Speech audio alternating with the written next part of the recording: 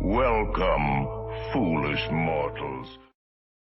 Row 18, plot 20.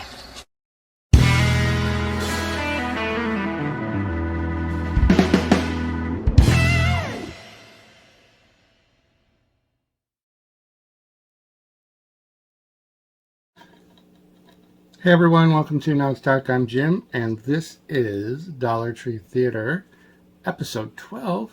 And today I watched Last Ones Out. This is a Shudder exclusive. I found this at the Dollar Tree, and that's Dollar Tree Theater's premise is any movie that we find at the Dollar Tree for $1.25 or anywhere else for $1.25 or less. There's a group of us that do a Dollar Tree Theater movie review.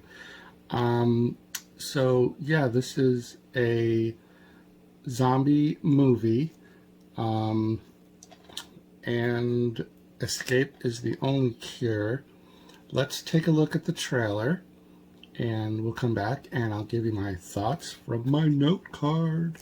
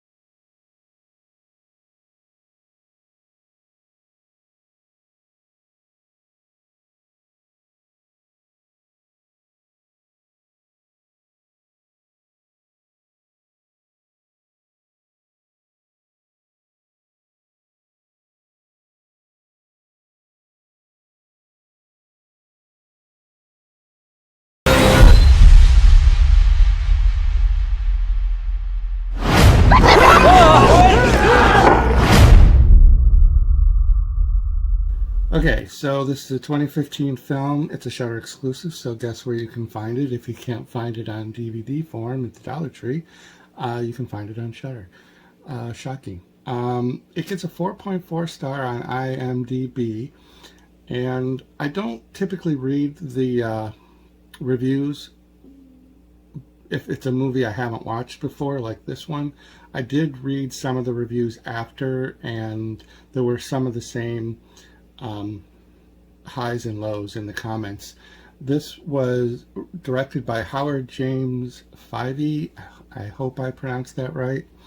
It was filmed in South Africa and stars Greg Craik, Christina Visser, and a bunch of other people. It's a 76-minute film, and you know, the opening seemed very promising for me. It doesn't, you know, like, I think what happens is a lot of fans of the zombie genre can't separate sometimes that some movies are not full zombies, but they're infected people. So they haven't necessarily died and then come back to life as a zombie. So I would categorize this more as an infected person movie. And typically the difference is also that those people that are infected, they do have that kill lust, and they can often run. They're like the faster zombies, if you will. And that's kind of how this movie is. It starts off with a guy in a hospital bed. He's waiting for surgery. He has to have an appendectomy, of all crazy things. And, you know, it's delayed. You know, they're short-staffed. He finally goes into the operating room to have his surgery. He has to do his countdown from 10 to 1, and he'll fall asleep. And if you've ever had a surgery before, you know that feeling of going under the anesthesia. So he wakes up and can't feel his legs. There's no lights on. The power's out. it's kind of a Rick Grimes kind of a moment where he wakes up and then there's been this outbreak that has occurred.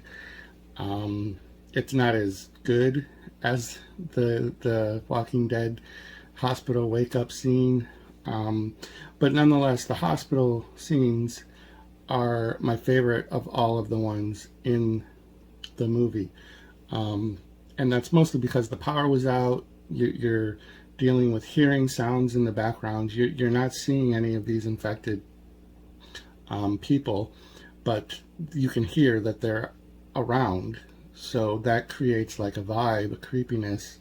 And when the power's out and you're using a flashlight to kind of like look around, that also creates, an atmosphere that gets lost for the rest of the movie once they leave the hospital.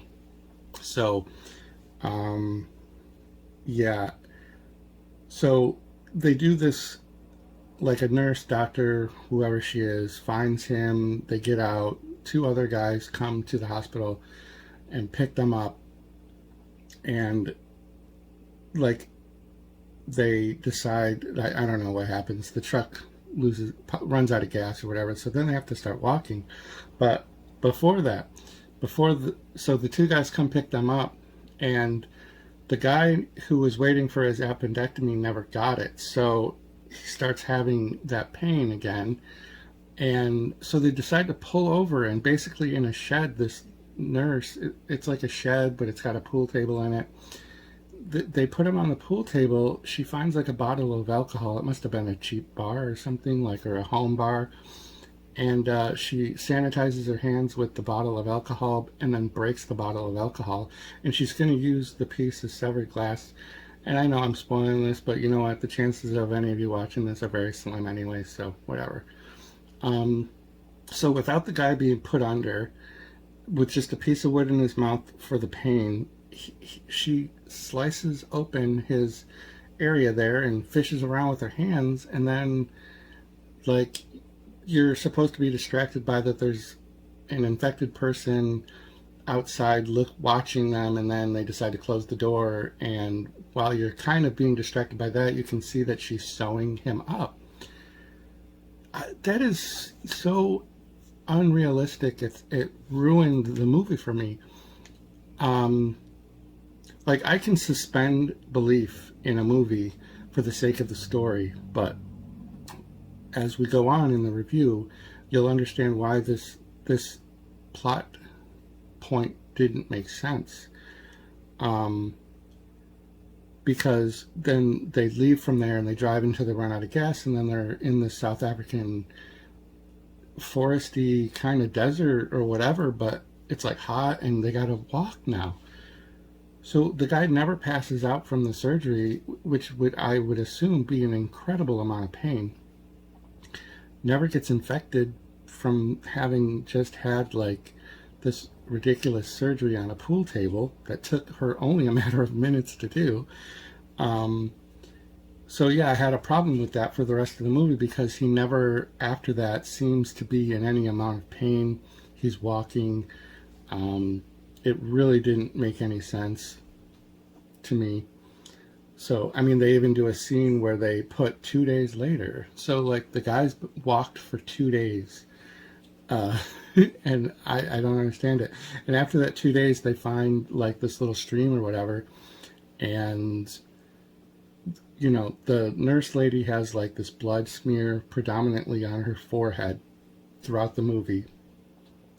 But she never uses the water to wash it off, and the same with another character. There's like 4 characters, and none of them ever take the time to use the water in the stream to wash the blood off of these other people. Like, that to me would seem like a no-brainer. So I had a problem with that, and they would have been smart in the movie to do that with the nurse in particular, because very frequently throughout this, I counted, I think, 7 different times the blood on her forehead was different. It was in a different place. It was a different thickness. It was a different shape. So I assumed this was a 7-day movie shoot because of that. So like each day they went in for makeup and they just went, and they didn't look at the stills from the day before or whatever. But they would have been really smart if they would have just washed it off, and then they wouldn't have had to worry about that for the rest of the shoot for the movie. Again, I know that's nitpicky, and I can typically suspend disbelief, but when you make a point to have them find this water and then nobody washes their hands or their face during an outbreak of some infection, it just it bothers me. So yeah, they don't do a really good job of getting you invested in the characters. Typically when you're watching a zombie type movie where people are trying to get from point A to point B, you do some character building, you give them, you give the audience a reason to care that they get to where they're going, like whether it's a parent displaced from a child or a loved one or whatever, but they try to build that at the very beginning of it, but because the characters are not likable, you don't care if they ever get together, which they do, by the way, and then the main character, he decides to leave and go continue on with the nurse that did the surgery and the other two guys. So like, I actually thought the movie was over because he got to her, and then I realized that the movie unfortunately was still going. And yeah, I really wish they would have kept with the beginning of the movie feel. I think they were trying to use the surroundings that they had with doing the shoot in South Africa. You know, they wanted to show the background of South Africa, which I get as well. But so 4.4 star on IMDb. I guess it's okay. The story, it's a little weak. So some of the reviews that I read were about complaints of it being too zombie cliche, or some people were like, it's not enough zombie cliche. So, you know, you can take that with a grain of salt. Again, you have to understand that there's different subgenres within the genre of zombie apocalypse movies. You know, like, these were runners, these were just infected people, they weren't referred to as zombies. It's not, in my opinion, like a traditional zombie movie, like, or you know, I'll use The Walking Dead since that's probably the most common zombie iconic show or movie that anyone can relate to. But it's not that. It's more like 28 Days Later, where they're just infected.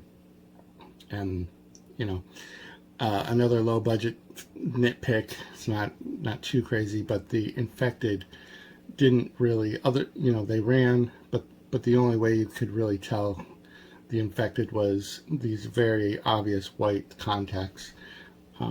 That's probably also a nitpick, but other than the actors that were zombies infected, having that kind of like stance, the zombie stance, you can do the zombie stance, and the white contacts, you wouldn't have known the difference between who was infected and who wasn't. Anyways, so lacking in the interest in the characters. I was glad when it was over.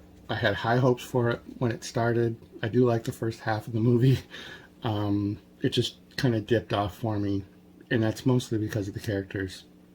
And I guess that's probably the writing, and the actors themselves weren't like the best. But yeah, so that's the end of this Dollar Tree Theater review. I feel like I'm just always like bashing the movies I'm reviewing. I'm going to find one that I'm going to be so goofy over that you're all going to think I'm joking. Thanks for tuning in. Stay tuned for next week, where it'll be episode 13, and I don't remember what movie I have on the slate, but I have one. I do. I would like to thank all the little people who work so hard to make this picture a success. I would like to thank them, but I really can't, because I did it all myself.